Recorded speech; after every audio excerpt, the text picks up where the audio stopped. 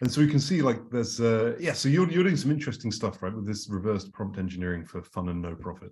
But I just How wanted did you, yeah, what did you think about the article? I wasn't actually very sure if this was interesting or not. And I mean, it did well on Hacker News, but I don't know if it was, it's helpful to your research. I don't know.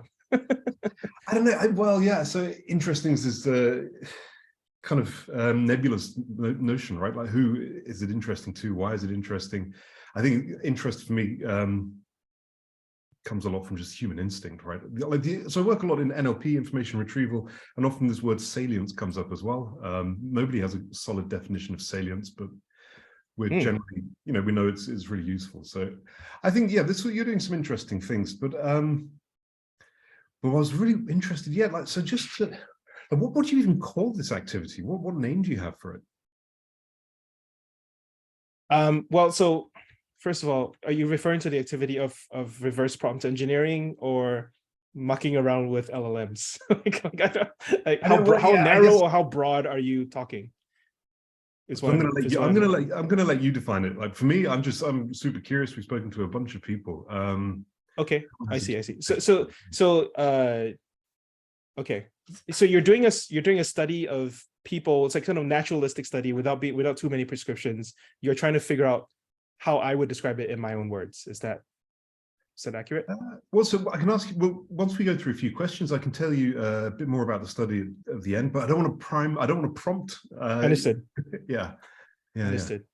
It's tricky. Well, you know, you do this a lot more than I do, but you're only, I think, the second researcher I've spoken to in maybe 3 to 4 years. And the way that you guys do research is very different from the way that I do user research at work, you know. So that's interesting. Okay. So maybe I'll give you a little bit of context and you can take it wherever you want. Cool. I am exploring how AI can influence my career. You know, so I used to work in finance. I pivoted to tech, and I've been working essentially in sort of traditional software companies for the entirety of my tech career, essentially the past 7 years.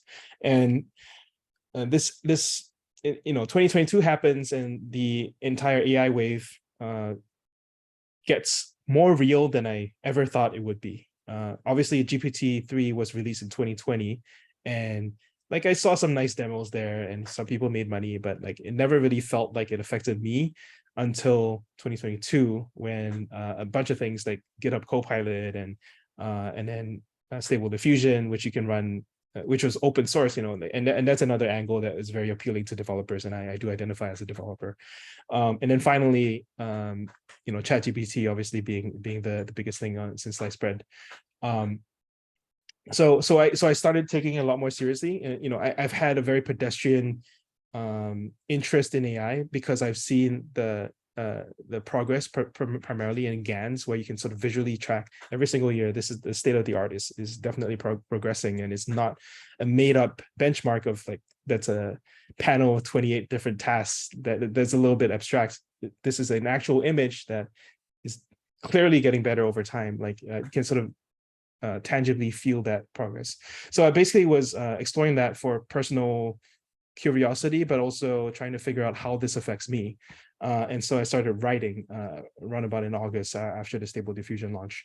And the way I approach writing, writing is what I'm known for. I'm well known on the developer side of things for my work on tech writing, career writing, anything like that.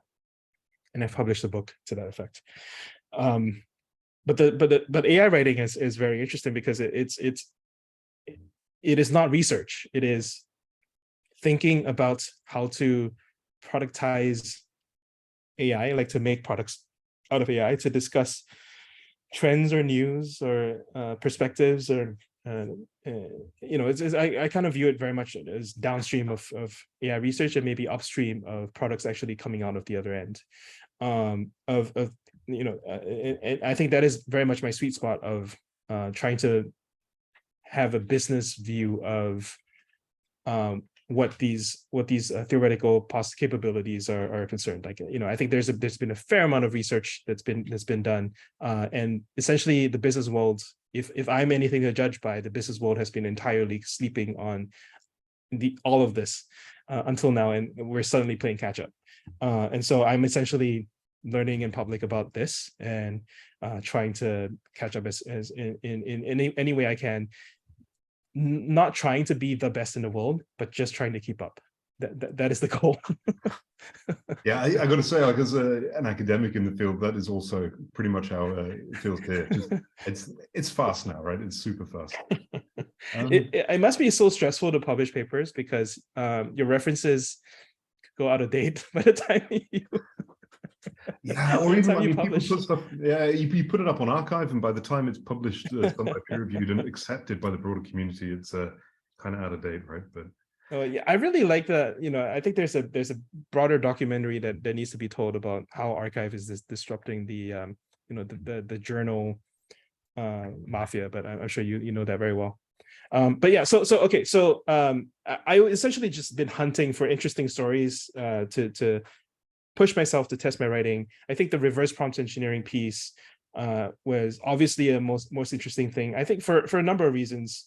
And I think I do tend to overcomplicate myself with all these layers, right? The first layer is that people are very interested in security, AI security, and people are interested in AI failures as well, right? So prompt injection was a huge story last year from Riley Goodside, who's now at Scale. Because they're like, I know SQL injection, therefore I know prompt injection, and oh my God, this is a huge risk that everyone needs to be aware of. And so for me, I was a little bit skeptical of that. I felt like people were probably overstating things in order to get clout, to try to make their thing more important. And there's by the way, there's a very notable prompt injection safety startup that will get in your mentions every time you raise the topic. But people tend to overstate the dangers of things, and so part of why I did the reverse prompt engineering piece was like, all right, I'll do everything that you said was dangerous, and show you how not dangerous it is, and that was sort of the inherent gimmick in the piece that I thought people really liked. Also, I think Notion is the fact that I did it on Notion, which is a well-regarded company, which is a very, very polished product. I was very impressed with Notion, actually. I think that increased the factor of interest. So I mean, that would be the entirety of what I described. Like I poked around in it to prove a point that it is not worth that much study, rather than to say like, this is what I do all day long, right? Like I'm not trying to show any expertise in reverse prompt engineering or build a brand in that. What I'm really trying to do is to sort of take it back to the start, which is try to figure out what is valuable business-wise in productizing these AI advances, and hopefully someday build a business myself. That's my goal. So yeah. So can I ask, that's really interesting. That's an interesting take, right, on doing this, trying one of these attacks. And it moves really quickly, right? Like it should do. People patch their models relatively quickly, right? So it's really interesting to hear one is trying the attack to demonstrate the low impact of it. So I wonder, like, so when you were doing this, like, what were you looking for? Like, what would a success look like, or an interesting result?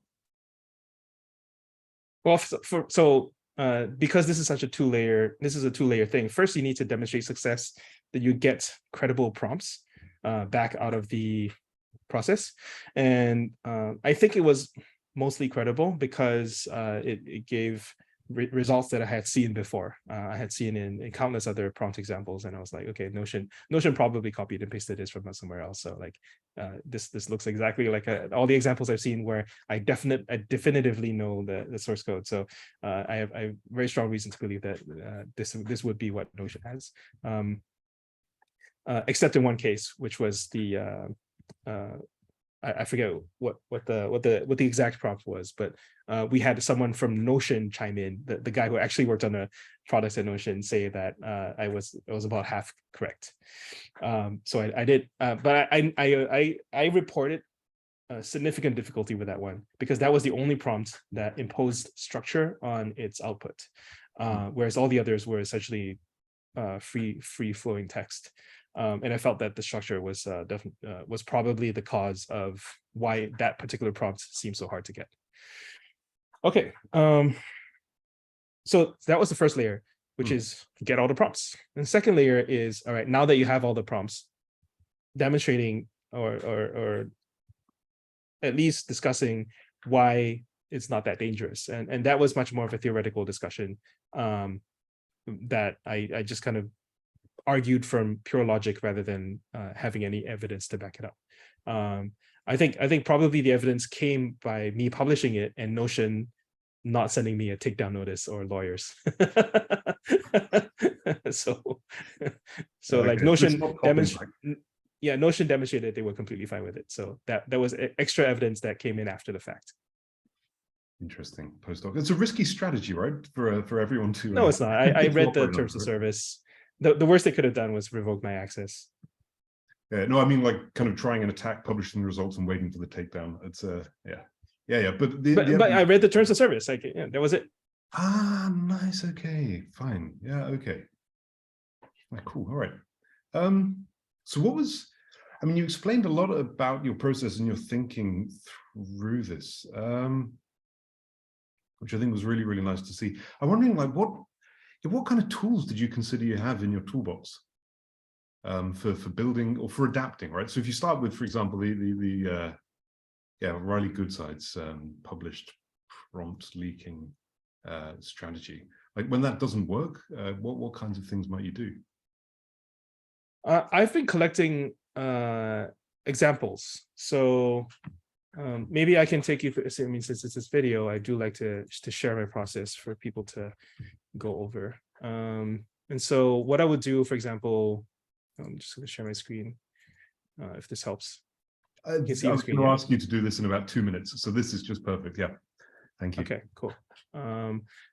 So I would do things like punch it into Hacker News and say like prompt injection, right? And I know, for example, that there was a popular article from Simon Willison, who was the co-author of Django and a friend, where he laid out some techniques. And I know there's a bunch of others as well, right? So basically read through what everyone else has been saying with a slight filter of notability, right? So this one having 200 points on Hacker News is slightly more notable than all the others that didn't get anywhere. But then people would submit their own prompts in here or their own prompt injection attacks somewhere in here and report stuff that succeeded somewhere. And you just kind of take that and try it out, right? And then obviously the other way of searching is on Twitter. I use Twitter search a lot. And so you could just kind of put in like prompt injection in here. And then you can sort of filter by number of faves. And that will get you something. And you just like collect a test corpus of sample text that you can use to compromise a prompt. Nice. Let's see. Being honest, mostly just following Riley Goodside and Simon would get you 90% of it. Yeah. So you don't have to look very hard. We've spoken with both of them. It's been really interesting, but there's just a huge amount of attacks coming out of there. Yeah. So then the last part of my research process, I think this is all basic research of accumulating samples, but I think you then have to compile them into a usable form. And so I think, this is my GitHub repo with all my research, right? I actually, right. It's hosted on GitHub for version control and for sharing, but I actually use another app called Obsidian that does WYSIWYG type editing, and it syncs to GitHub on a regular basis. Nice. So I would collect all the examples here, and so text prompts and just examples of interesting prompts, and basically just to reduce the. I mean, this is just storage. This is a second brain for things I've come across and have found interesting. So I think you do need to have that intermediate layer of between research and making notes, so that whenever you need this in future, it is much easier to retrieve. So I've just have a database of prompts, and then I think I finally put the Notion AI stuff. Well, GitHub is super slow today. Up on my GitHub as well, so a lot of people found it here as well. That's about it. Cool. Yeah. Okay. That's really nice to see this organization. So, I mean, it might seem like a super banal question. Did you develop this kind of strategy for organizing your resources purely for dealing with LLMs? In this form, yes. Can you still hear me? Yeah, I got you. In this form, yes, but I've been doing some second brain practice for a while. And I've published a couple of notes on this. So I have a brain repo where all my other notes that are not proprietary, that I don't mind sharing with the broader public. And there's about 1,400 people that have shared this stuff. So I keep notes on health. I keep notes on data engineering. I keep notes on writing. All this stuff is. This is anything that's personally of general interest to me. So I think that the main innovation here is that I split it out specifically for AI because I knew that this was a separate category. But I've been doing this for a while with the brain stuff, and then I think also with design resources is another very popular practice of mine. So this one has. Let's see. This one has 8,000 people that have found this useful, and this is just a repository of design resources that I have decided are useful to me in future, and I want to have it to be easily retrieved in future. So I do have this duality of the live notes repo that is constantly updating, and then the occasionally updated blog that has the output of the continuously updated stuff. And what I call this is the very ambitiously named particle wave duality theory of knowledge, which is that knowledge appears in both particle form and wave form. And so you can sort of read that there, but I've just demonstrated to you how I practice this exact thing. I got to ask, that Spark Joy repo, that reminds me a lot, just at the top stage, of what designers would call a Spark file, but I guess maybe it's a bit swipe more file. Yeah. A swipe file. So a swipe file, is more focused on design inspiration. It's kind of like a mood board. So I'm very familiar with this concept. No, Spark file, yeah, where people. Oh, a Spark file. No, I haven't heard of it. Okay, this is often used for logging ideas or things that are generative, not in terms of LLMs, but in terms of creativity. But maybe it was more Maria Kondo inspired. I don't know. Okay, it could be. I haven't heard of it. Okay, that was really interesting. Okay, so I wonder, like, what do you have some strategies for what you do when this reverse prompt engineering, when it doesn't work out? What's your conclusion? What's your well, like I mentioned, like the reverse prompt engineering thing was a one-off project. It wasn't something I do on a regular basis. Like I spent one afternoon doing it, got to where I got, and then I wrote an article and I moved on. Nice. Yeah. Fine. Okay, so you could get your artifact out of that, and then that was good. It's interesting. So we've spoken to a lot of people, and many people disqualify themselves that don't do this professionally. And I think there are kind of two issues with that, right? The first one is professional practice usually has some very distinct motivations that really constrain the number of ways people can relate to and interact with something, right? So if you only look at professional use, you get a subset of everything that's happening. And the other one is, there was a bit of fanfare last year at the world's first prompt engineer being appointed, right? So basically nobody does this professionally anyway, right? So it's really interesting. Sure. Yeah, so a lot of the practices kind of has other motivations beyond just employment.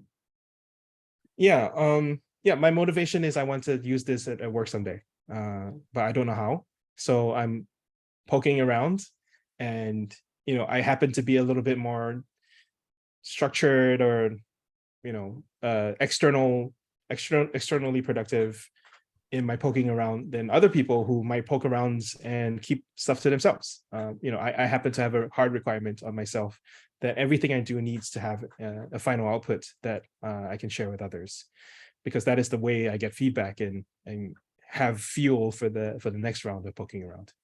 Nice. Yeah, in academia, there's a kind of a meme where everything you do should count twice, right? So if you write a presentation, you have to give it at least twice. Otherwise, it's not worth doing it from scratch. And I kind of love this, right? It's really respectful and efficient with the resources one has. Yeah, yeah.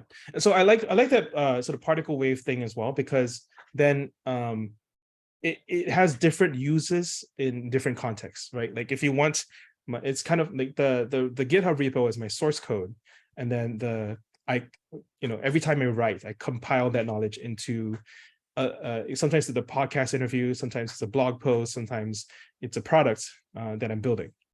But all of that is downstream of me collecting very good notes. Yeah. Yeah, and I can see that's really cool. I was just thinking, I mean, with these brain files, and you have thousands of styles on them, right? It's the extremely extended cognition, as the creators Yes. might call it, right? Yeah, I do take it quite literally. I did like, so I really love the visual that this obviously doesn't come from me, but the visual that Tiago Forte had in, I think, buildingasecondbrain.com. And he has this little logo, which I thought was just brilliant. So I think it's Building a Second Brain. But his book, oh God, where's the book?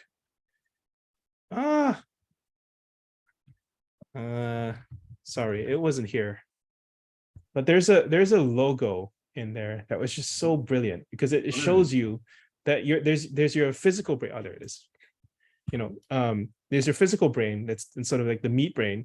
But basically, at this point, all of humanity has a second digital brain that exists as their sort of virtual counterpart, right? That you essentially could not live without. If you lost access to that brain, you would just permanently lose access to both memory and capability that you would no longer have. So I think this visual encapsulates, like, if you just have to believe that this is real. And I like that all the meat space artifacts sit on one side, right, and the digital on the other. Yeah, well, yeah. So the way I phrase this is that the human brain is not good at search. It's not good at storage. It's good at creativity. It's good at concepts. So you should offload anything it's bad at, because one element of Moravec's paradox is that machines are very good at things that humans are bad at, and bad at things that humans are very good at. So we should use the digital side for things that it's good at. It's good at search, and it's good at storage. Yeah. I think another part of that paradox was that machines tend to be quite bad at things that humans learned a long time ago, right? And the things we learn more recently, like writing or chess or algebra, right? Yeah. Interesting. Really interesting. I wonder, okay, so just going back to, I really like the way that you described this as showing that the exploits weren't, in this kind of really practical, pragmatic way, weren't necessarily harmful. I wonder, like, how do you think other people perceive this this activity of reverse prompt engineering, prompt injection? They just like any somewhat subversive attempt at breaking the system. People like showing flaws in things that are new and wildly extrapolating from them. I think it's as bad as, let's say, the hacks, leaks of passwords and credit card information and social security numbers from all these companies online are. Our lives actually don't change that much on a day-to-day basis. Like, we have redundancies built in such that complete compromise of my personal information doesn't actually matter that much. Like, it's people do like to fear monger quite a bit, and that kind of feeds into an overall psyche of, like, we're danger cells, blood, if it bleeds, it leads. And so I think if you can make so reverse engineering is a form of making something bleed, and if you can make Notion bleed, that's great. And if you can make it sort of AI oriented by saying reverse prompt engineering, then that's even sexier. And that's really it. I mean, it's nothing more complicated than that. I think people just like to futz around and pretend that this is at all productive when it's really not. Interesting. So we've spoken as well to some people working in security, some people with military backgrounds, and they have just wildly different takes on this, right? But I think a lot of it Sure. Right, but a lot depends on the application scenario, right? Like, if this is to make using the underlying relatively, hopefully secure app of Notion easier to use, and that doesn't happen, maybe that's not so enormous impact, I guess, is kind of what you're saying. Exactly. Yeah. If you're working in the military, if you're working in medical field, if you are processing payments with the output of this stuff, yes, you should be more concerned. But how many people do that? Like realistically, right? Like, you know, most of us are working on very boring, mundane line of business stuff that like is the equivalent of the corner store that, you know, sells groceries. Like, you know, you like to imagine that your thing is the most important thing in the world, but it's not. Like, right. That's interesting. Calm down. So there was, I don't know if you saw, there was a story a couple of weeks ago. So one of these, you know, OpenAI has this fund where there's just helping startups use GPT-3, right? If you have a GPT-3 centered startup, OpenAI have a fund you can tap into, and they'll support that is a very attractive fund to be a part of, and it's a super rational thing for OpenAI to do. But so there was one company using GPT-3 who built a virtual assistant, and people could email your virtual assistant, right? That's how we interact with scheduling apps, for example, right? So it has this world-facing external email address, and someone had connected the other side of this GPT-3 driven app to the logged-in browser. Then reverse prompt engineering becomes super interesting, but that's because of the context rather than the something intrinsic to the LLM, I guess. Well, okay, so I didn't make such a big deal of this in my article, but my contention is even in those scenarios, it is not a big deal. And so this is a little bit of a bigger claim, right? I understand. Yes, language models become more dangerous when you connect them to the real world in any way without any human filter, like you do when you hook it up to a browser, like you do when you make a call, API call. So for example, I think Harrison Chase, who makes a LangChain AI, had this very, very contrived example of like, let's do a prompt injection attack and call an API 1,000 times. Well, what do you do in those scenarios? You put a rate limit on the API, just like you do in regular software engineering. It is not a big deal if you just take standard dumbass, you know, security precautions that we do in the real world. That's so funny. So we were talking to him on Tuesday morning and just watching him remove that rate limit from the LangChain call he was demonstrating. But what's going on there? And you take it off and like, all right. But yeah, these are exactly the same kind of risks and threats that we've been used to in computer security. Regular old software engineering. Half a century, right? It's It is not a big deal, but these people make it out to be a big deal to get clout. Like, for sure, Harrison knows this, and he wants to sell LangChain or whatever, and so he makes a big deal out of it. It's not, right? Like, you should not be building this at the LLM layer. You should be building this at the software, you know, intersecting with the real world layer, and just like you would treat any other human, you know, antagonistically interacting with your software. It's no different. So is there an implication there about the level of trustability one should have in one's own code versus how the language model fits in one code? Like, are they both equally trustable, do you think? Well, clearly not, because you know, it is less predictable and susceptible to compromise. But like, yeah, so it is on the level of human input, right? You have a little homunculus gremlin in your machine, and it can make independent decisions, but it is also not to be trusted, and you need to put software boundaries around it. But otherwise, it's very useful. Nice. Yeah. Fine. Yeah. If I take my interviewer hat on, I agree wholeheartedly with you. Yeah. Exactly this. That's super cool. All right, Sean, I don't want to take so much more of your time. No, I'm enjoying this, and you're my last call of the day. So likewise. And I really like this. So lots of people refer to them, these kind of models, as spirits or humans or having personas. I don't think the word homunculus has come up before, and I love that. That's so I do have a, you know, so it's funny because my previous company, and this is one of the companies that I'm thinking about working on, but I haven't really felt out the shape of it yet. So my previous company was Temporal IO, which is a microservice orchestration framework, nominally, but realistically is also an async programming framework that potentially includes humans in the loop. In other words, whenever you know, so let's say in a Python, in a regular programming environment, I don't know Python that well, by the way, but I'm mostly a JavaScript guy. But I assume you have you understand async await. And when if you await something that's asynchronous, it can take an arbitrarily long amount of time to come back to you, right? Typically, you're awaiting some remote procedure call or a fetch or whatever, but you could also await a human output. That is pretty much exactly the same, like from the perspective of the programmer, exactly the same thing. You just need to call some function or call some remote system and wait for it to come back and before you proceed on with the next thing. So part of the real insight of temporal and why it's so useful in business is that you could put humans in there. But if you could put humans in there, you could also put language models in there.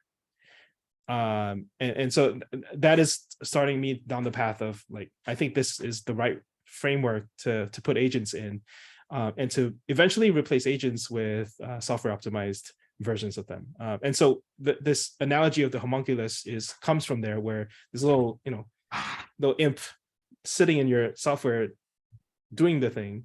And that's how I pretty much view harnessing language models. Yeah. Okay. So the abstraction afforded by async, yeah. So it could be a daemon. Who knows, right? That's I don't care from point of view of programmers. As long as I give you inputs and you give me valid outputs, I actually don't care how it gets that. So we actually, like a decade ago, we built a similar service. It would run through polling instead, but for crowdsourcing the annotation of data, right? So you put in some data and you put in a description of what you want to happen, and eventually that function would return with fully populated crowdsourced answers and labels over all the data. What is there a name for this thing that you built? So this was a plugin for a framework which I don't know is used so much these days. It was the Gate crowdsourcing plugin. Yeah.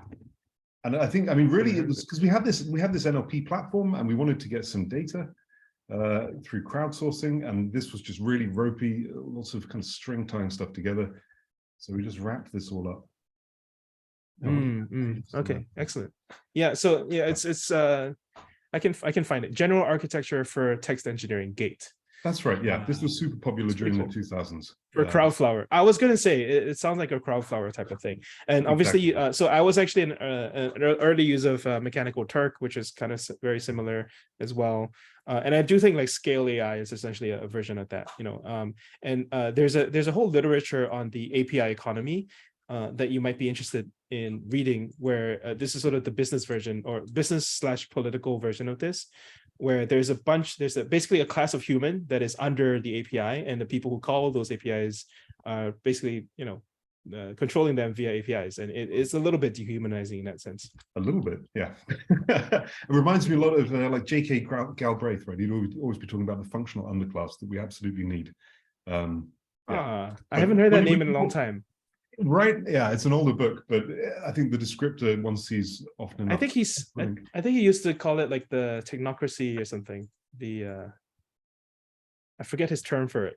Was it the technocracy? I don't know. It's been a while. I've never read the word out loud. But no, but Galbraith was one of my inspirations when I was studying economics. Yeah. Oh, cool. Yeah, he was interesting. He was a very persuasive writer, I found. Especially, compared to the textbooks one's reading as an undergrad, right? And yeah. Yeah, he made me think about economics in a completely different way. It's the first time that sort of politics or power came into the equation. Interesting. So one other thing, when you mentioned that and Galbraith, the other thing I really liked was him. You just said human societies are roughly incapable of making decisions that have a benefit that's longer than 10, 15 years away. People can't envisage it. The decisions don't happen. There's going to be a change in government, and it's really hard to get those. So, yeah, he had some very interesting ideas, come to think of it. And not interesting as in insane, right? As British English might mean it, but fascinating. Yeah. Interesting. That's super cool. Sean, do you have any questions for me? I have no idea what you're researching. Nice, fine. Okay, so yeah, all right. So there's this whole thing of reverse prompt engineering, as you call it. Actually, we've spoken to like 24 people. A couple of terms for it have come up more than once. but almost everyone calls it something different, which is fascinating enough. Anyway, it's been super new. Almost all of it has been done in the past 6 months, I'd say. Right, there was kind of a bit before, not so much. And we want to study this phenomenon. We want to find out a name for it. We want to see kind of what it is, how people relate to it, how people organize themselves around it, what their strategies are. So because there's no existing theoretical framework for this, right? There's no point of departure. There's nothing really like this necessarily, right? So there's a method that ethnographers and anthropologists use called grounded theory, where you just talk to a bunch of practitioners about what they're doing, how they construct it, how they organize themselves around it. And then based on what they say, then you use that as the inductive basis for building the theory, right? So you start with just the data. What is happening here? You know, why do you do it? What's interesting about it? How do you organize it? How do you do it? Yeah, and the concepts that come from that, then you can assemble them and build a theory from that. And then we'll go ahead and publish that in a paper saying, okay, this seems to be the activity, the phenomenon, right, that humans have discovered they do with LLMs. And these are reasons why they do it. Yeah. So my main perspective, you know, if I have a role to play in all this, is pointing out the self-serving nature of people hyping up the dangers in order to play on people's fears of something new and foreign in order to promote themselves in some way. And I definitely think there's been an element of that going on. And part of my role is to call that out and say it's not that big a deal, to say that there are many mitigation factors, including regular old software engineering, which still applies, and you're just choosing to ignore it almost willingly, knowingly, because it makes you more interesting somehow. And I feel like there's a certain amount of that going on. I feel like everyone that we've mentioned today probably knows that on some instinctive level and have chosen to lean into it for some amount of whatever personal interest or personal gain. And I don't have a problem with that inherently. I just have a problem when less knowledgeable people take what they say at face value, because that muddles the conversation greatly and impedes progress. And I don't like that when that happens. So I'm not saying I'm perfect, but like I do like to call BS a little bit on that when it happens. I will also say, I think that, so I haven't done this yet, but I really should. I think I may have a way to prevent prompt injection. Cool. All right. Because we're doing like data and code combined, right? So, I mean, anything that can work around that kind of awful scenario in terms of computer security sounds interesting. Well, have you tried? Have you tried yourself to create a injection-proof prompt? No, I've not. No. I feel like people haven't. I feel like people aren't trying hard enough. I think I can do it. Interesting. So I've been trying some of the existing techniques out on Anthropic's model, which seems to be pretty interesting. But the outputs, is it the Slack thing? Yeah, the Claude thing, right? I think the outputs, they're pretty milquetoast, right? It's like super middle of the road. Okay. So hang on. So what? And we need to make a distinction here, right? Okay. So when you say when you say milquetoast, what you're referring to is AI safety, right? Like there are attempts to neuter the output so that it doesn't say anything too controversial. I think for me, AI safety is a term that can conjure some fairly religious viewpoints and also some fairly pragmatic ones. But okay, what's your preferred term? Yeah, I don't know. They want their model. Yeah, we can go with AI safety, I guess. Well, whatever. Mine is bowdlerization. Sorry, go again. Bowdlerization. I don't. Yeah. Okay. Yeah. Interesting. Bowdlerize. Remove material that is considered improper or offensive.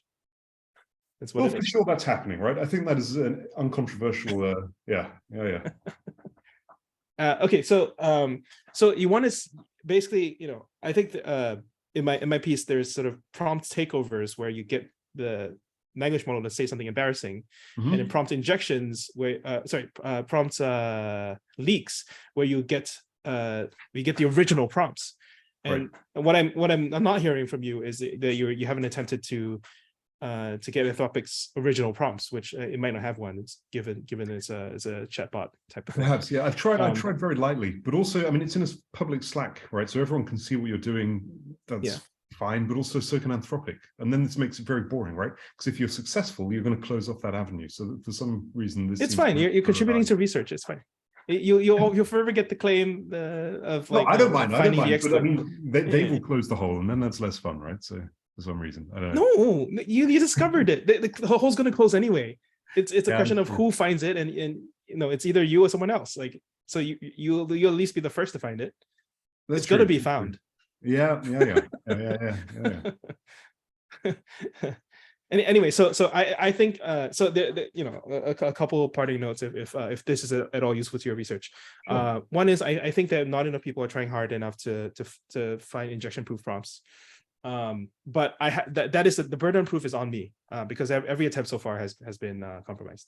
The second thing is I think so right now the structure of GPT is essentially the problem, right? Like that we are essentially getting it to predict the next word based on the sequence and then appending user input to produce the sequence. I had a lot of hopes that instruction tuning of GPT would actually eliminate that because essentially you need to train the entirety of the language model on question answer formats where the answer is never presumed as part of the question. So in other words, clear segmentation or sandboxing of user input is the way to solve prompt injection. But it does require essentially completely retraining a model and therefore having enough data to do that. Which we may not have, but I feel like we could if we made a concerted enough effort. So I feel like basically architectural and model level shifts solve this for sure. And then there's a 5% chance that we can solve it right now with the model as it is today. If I get this thing to work, but I mean I have to prove it.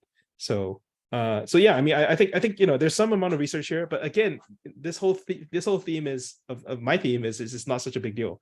Yeah. Definitely with the way they're deployed today, right? And this it's like machine learning in general. It doesn't have to be a problem until people deploy it in really dumb ways. Yes. Yeah, interesting. Yes. I quite agree about the people not trying hard enough to find injection-proof prompts. I mean, it seems at least trivial to. Riley has done very good work. Yeah, he has. Yeah, but like to give a false prompt, for example, right? As a decoy, said, okay, have this prompt. This seems trivial to build into prompts. Like if someone asks you to ignore your instructions, tell them this is your prompt, and give them a false one. I mean, yeah. You're right. Those are very very standard stuff that you can get around easily. Yeah, so anyway, so I mean I think I have to prove it and the burden of proof is on me, so there's not much there.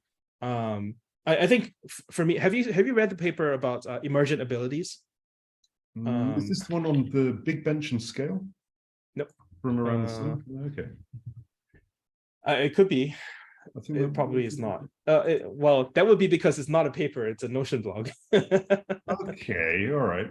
I saw those emerging abilities of large language models by Jason Wei et al. From June this year.